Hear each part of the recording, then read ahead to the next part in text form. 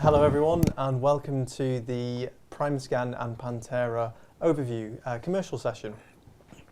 Today you're joined by me, Jack Hannam, as well as Dr. Riaz Yar and Dr. Aditi Desai, and also we have Iain Spray from Panthera joining us.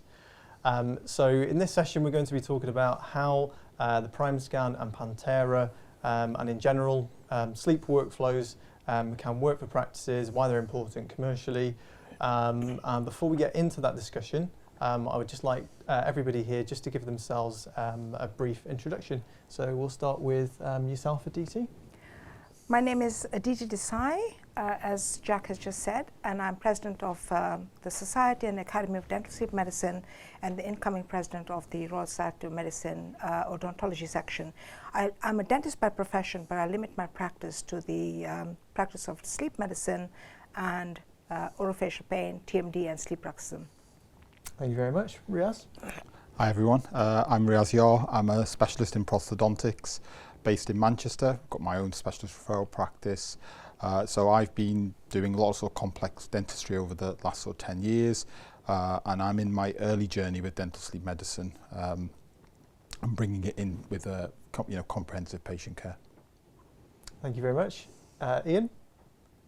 Hello, I'm Iain Spray and I'm sales manager for UK and Ireland for Panthera Dental, and I've been working in sleep as a marketeer and dental sleep medicine for about 7 years, and I'm based in Chester.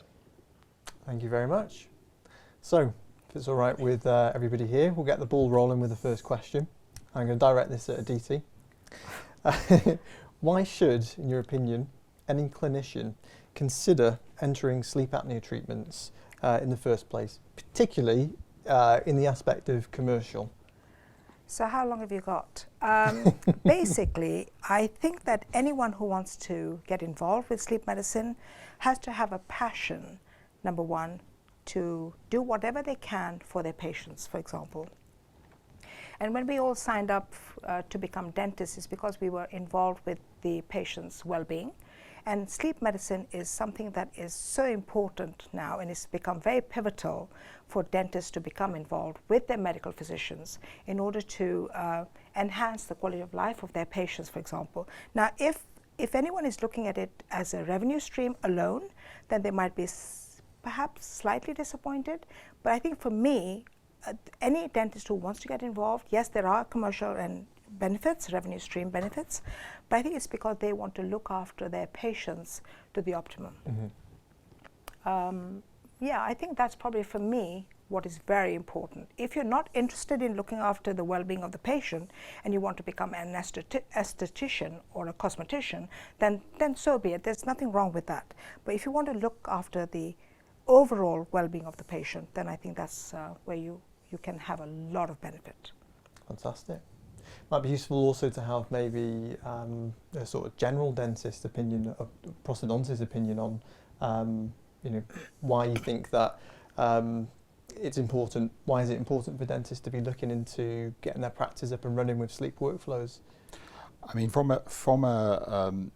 I'll echo what Aditi said. It is comprehensive well-being. That's what we're looking at. We're not just looking at fixing teeth, but it actually is all interlinked. So your management of the patient when you do your cosmetic treatment, your aesthetic treatment, yes, that's great when they're awake, but what are they doing with that cosmetic treatment when they're asleep? And so actually, it's really worrying with those patients, because if they do have some activity at night, that can actually destroy their cosmetic and aesthetic work.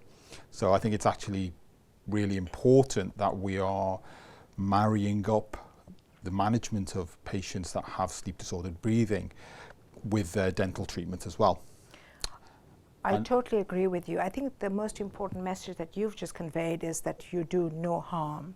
You may not want to get involved, but whatever you do in the way of treatment for a patient, for example, advanced prosthodontics, restorative dentistry, if you haven't assessed that patient properly, then by providing what was the conventional treatment routes may actually harm the patient further.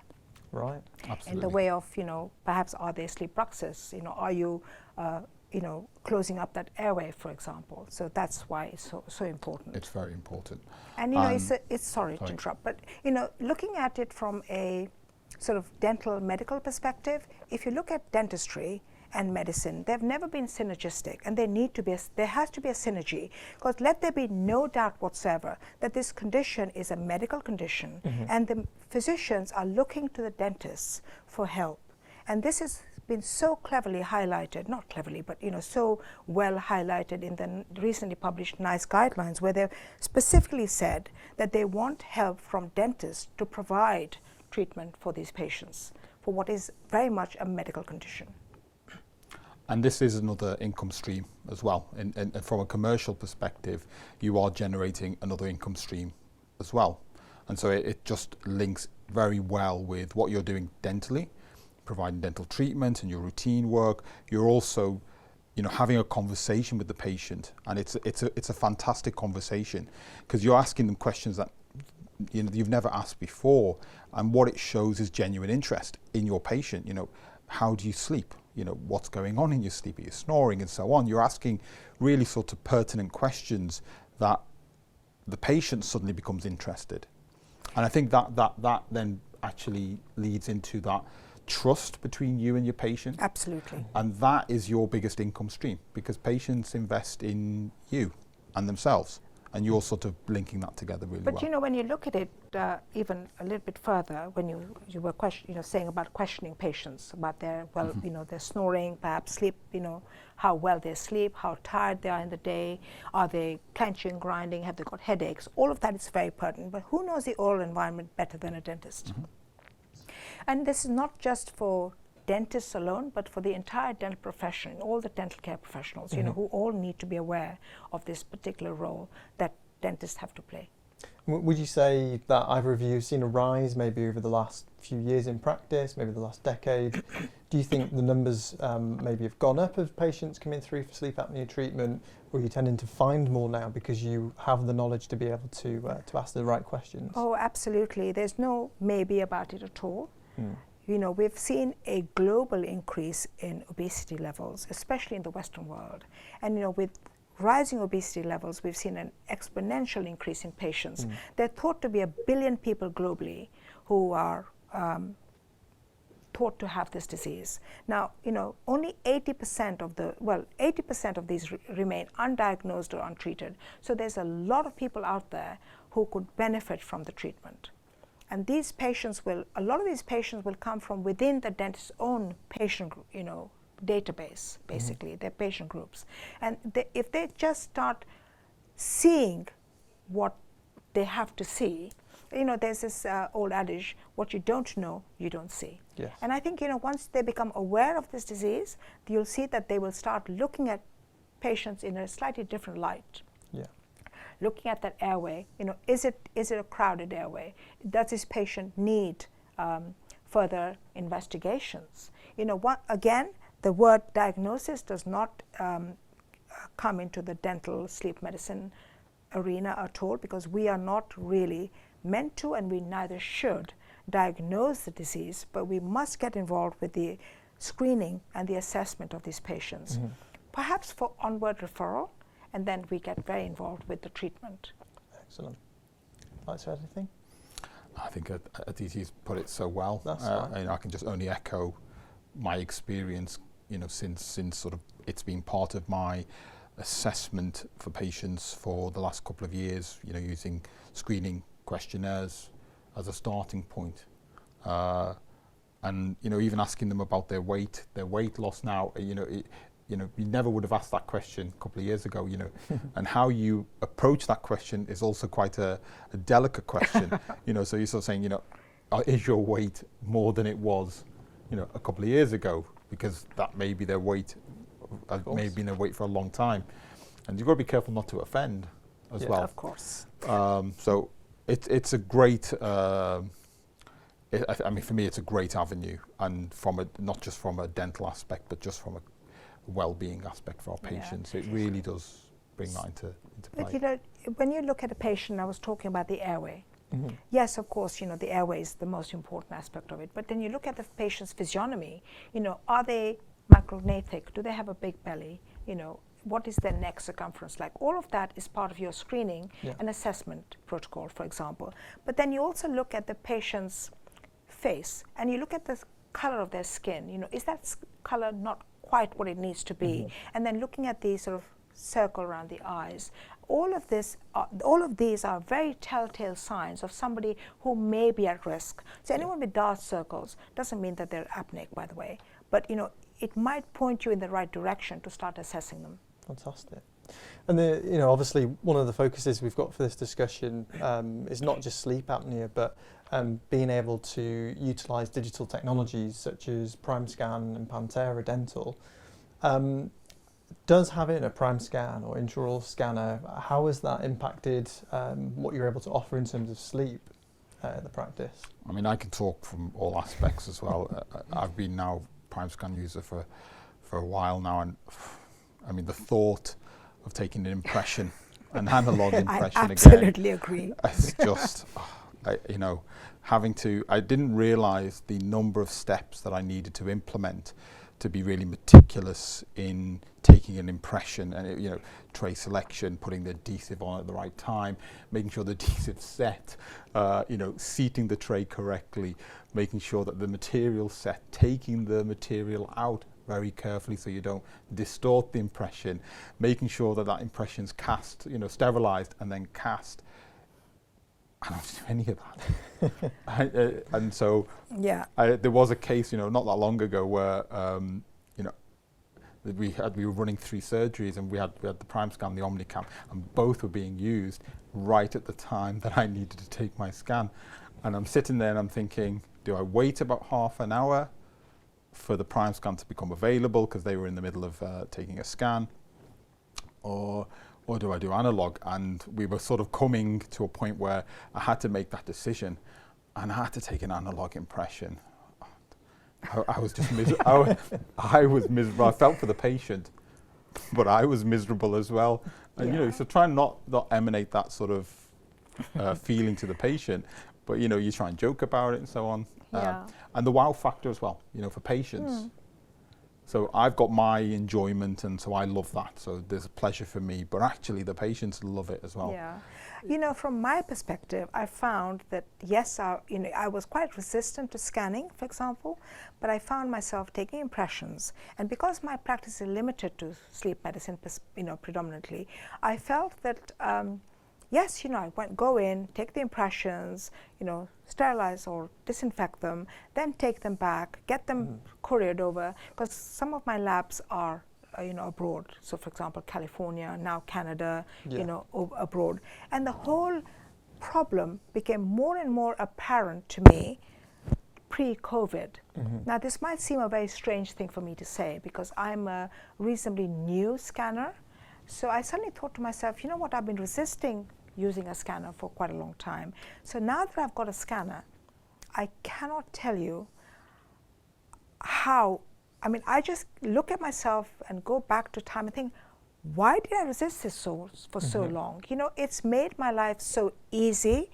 It's the wow factor that you spoke about. It's fantastic. And it's just taking away the cross-infection problems, the issues of posting things. And one of the biggest issue I have had working with precision devices, when you were talking about the material defects, for example, I think that can be quite forgiving when you're not working with the high-end devices such as perhaps, Panthera, the other devices. But I found that, the materials being transported, they were deteriorating over time. Right. And I found a lot of problems with the fit of the devices eventually. And now that, we're scanning electronic, it's within seconds that the scan is at the other end, within seconds. So much faster. Much faster, and hardly any faults, hardly any problems with the actual fit of the device. And and the patients are really happy. I tell you what, my patients are happy because I'm happy. And the Connect portal just makes it so easy. You're sending it directly through Connect straight to Panthera. Yeah. Straight to Panthera, and then you're on Panthera's website if you want to design and have a greater input. That's really an intuitive sort of journey as well. I only went through it once, and it was okay. That's easy. It was sort of Great. click, click, click. So, I mean, within seconds, literally within seconds. Yeah. Fantastic. And you're not having to touch the impressions, not having to get your assistant to make sure that she's disinfecting them properly. I think it's great. Great. I'm going to direct a question at you, Iain, if that's all right. So I'd just like to ask you, now that we're on the topic properly of intraoral scanning and sending things over to Panthera, from your perspective, what would you say is the commercial incentive for clinicians to enter sleep workflows with Panthera? What's the opportunity like in the UK market, in your opinion? What are you seeing out there? Well, Aditi has spoken a little bit about the prevalence of sleep disorder breathing, and the practices that do this really well are advertising themselves. They promote the fact that they do this, and they attract new patients to the practice. But then it's also about identifying patients within your own patient base who are good candidates for this type of treatment. So we give all of our customers this kind of information for the waiting room. So this is a way of starting the conversation. And these are the groups that you've already identified. These are people with problem snoring, people who are tired during the day, who may therefore have obstructive sleep apnea, and people who are tired of their CPAP. So when you think about half of people snoring in the population, 10 million people in the UK with obstructive sleep apnea, and 85% of them undiagnosed. The dentist sees patients more frequently than the GP typically. So, dentists are right there on the front line, and they can actually provide a public health service really by screening people and bringing them into the system. So of course, commercially, there are a lot of extra treatments that can be done as a result of this. But like Aditi said, there is a huge amount of satisfaction in this as well, because you're really changing people's lives when you do this. Of course, to have this kind of patient satisfaction, you also need to be treating them effectively. So, this digital workflow, it's partly about efficiency, operational efficiency, which is obviously reducing chair time, but it's really also about precision. So the Primescan provides extremely good precision. When this comes over to the Panthera side, then we can really make best use of that with design software that's been developed over more than 10 years, working especially in North America. And, this is really about designing appliances that minimize dental side effects and TMJ side effects, and also about making devices that are really comfortable. So, all the Panthera devices are made from biocompatible nylon, and this means, they are small in the mouth and very smooth finish. So they're minimizing bulk, maximizing space for air to flow through, which is really important. Well, there's many design features about these appliances, but they're also extremely durable. So what that means ultimately is that when you fit this in the mouth for the patient the first time, it fits well first time because of the precision, and then over time, the material is very durable and it's very comfortable. So, ultimately the patient will need another device. If it's worked really well for them, then they will ask for the same device again. And this is a kind of, from a business point of view, it's a recurring income stream. But, more importantly, that's a patient whose life has been changed, and if you've treated them for OSA successfully, then you've added years to their life as well. Can I just add a little bit to that, what Iain has just said, because Sure. he mentioned the public health service to the patients. Now, that is so true because that's what we've signed up for. But more than that, I think it's so important to understand that our health service in this country, for example, is so inundated with, more so now after COVID. So taking that pressure of the secondary care and tertiary care within hospitals by becoming the primary care providers and just taking that little pressure off by doing what is necessary, assessing these patients, screening, assessing, and then you can also take it a little bit further and use some diagnostic tools, for example, for formal diagnosis by the medical physicians. Now, once you've done that little bit, then you can refer them on for secondary care if necessary. But of the millions of people that Iain mentioned, we can easily take a lot of that number out of the pressure on our health service. Mm-hmm. So I think that is another plus for the dentists, and it's a great pivotal role that dentistry has to play. Fantastic. And just to come back to the NICE guidelines as well, this is really this is kind of a sea change moment in practice in this country, because in the past there was no way for sleep physicians in hospitals to be able to provide oral appliances for their patients in most hospitals in the country. And if they diagnose somebody with mild to moderate condition, they had to turn them away, basically. And some dentists have been very good at building links with sleep doctors, so the sleep doctor might recommend the dentist. But all doctors in hospitals are a little bit reluctant to talk about money with patients, and ultimately this has been a service that patients are paid for. But now there is this new guideline published in August where NICE has caught up a little bit with some of the other developed countries who have recognized that this needs to be provided and reimbursed. So now if you're a patient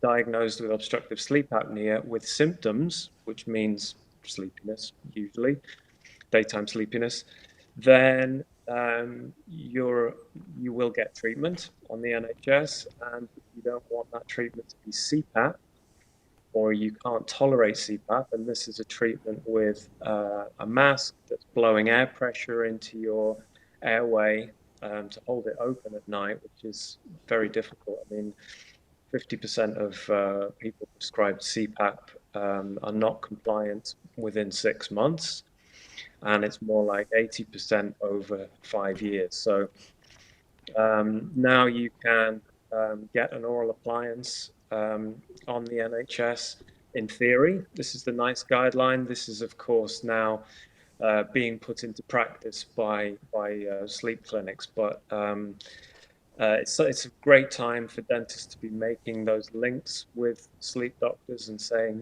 we know what we're doing, we're providing this service, and we're using good workflows and good appliances.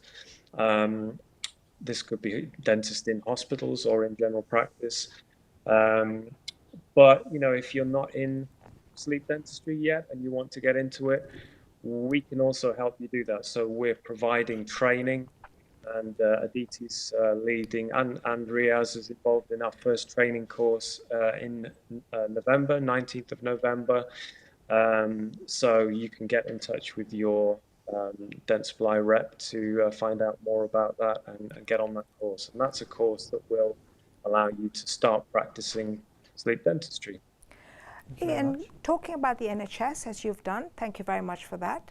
But also remember that these patients who are going to be able to seek help and be given help within the NHS are going to be symptomatic people. They could be at any range of the spectrum of disease. They could be mild, they could be moderate, or they could be severe. If they're not symptomatic at the milder end, they're not going to be given treatment on the NHS. So these people will, however, need to seek help in the private sector. Mm-hmm. So you could have a very mild snorer who may not be entitled to treatment with a dental device on the NHS. They will seek out dentists to help with their snoring. Mm-hmm. And this is where there's another avenue for dentists to get involved. But one message that I would like to stress is working within this field without training is a no-no. Dentists who want to get involved must be duly trained, and that is also documented and highlighted in the NICE guidelines. Excellent. And would you say, just in our closing thoughts, people, dentists specifically, who might not yet have made an investment in an intraoral scanner, might not be providing any type of sleep workflow yet.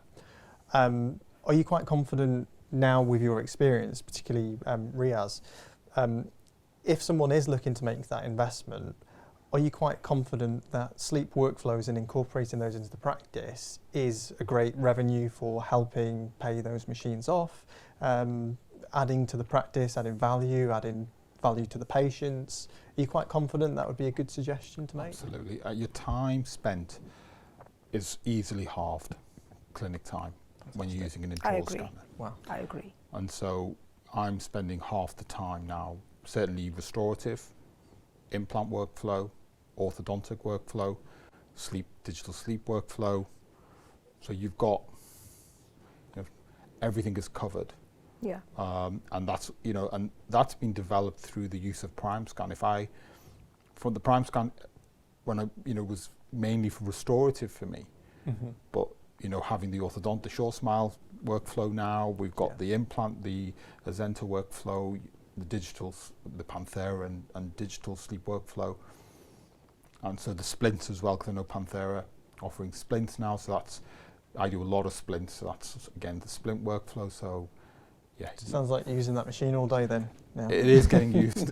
I mean, that was why we've got the Omnicam and the Primescan, because actually sometimes you need two machines now, and you can with the 5.2 software on the Omnicam, it's absolutely. I mean, I have two machines, and I know that when I'm in clinic, I'm using it all the time. Fantastic. And it's made my life so simple. It's the quality of my life which is also improved. Yes. So, apart from the commercial benefits, it's, I think, benefit for the dentist as well. Yeah, great.